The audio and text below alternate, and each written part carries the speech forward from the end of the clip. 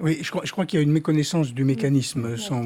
En fait, il a été demandé au Conseil supérieur de l'ordre des experts comptables, qui est lié par des règles de déontologie et qui est considéré comme compétent en matière de contrôle, que ce soit par la haute autorité ou d'ailleurs par la loi sur le fait de la certification des comptes de campagne, etc. Donc on a demandé au Conseil supérieur de l'ordre des experts comptables d'être les contrôleurs pour le compte du comité de déontologie.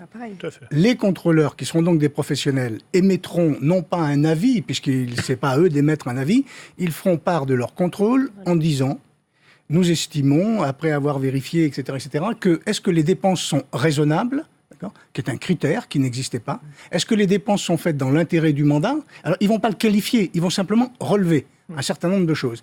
Et est-ce que les dépenses qui ont été effectuées sont compatibles avec les différents éléments qui pourront être mis à leur connaissance? À partir de ce moment-là, le comité de déontologie, saisi d'un rapport individuel par sénateur, et pas collectivement, mais individuel par sénateur, aura à consulter, consultera éventuellement le sénateur en disant: il y a deux cas de figure. Le premier, les dépenses ont été faites sans justificatif. Elles doivent donc être remboursées.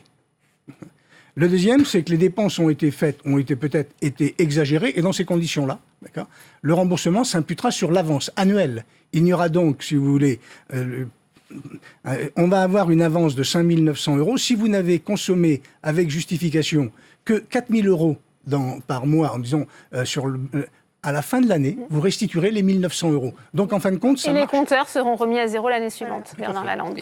Les compteurs seront remis à zéro.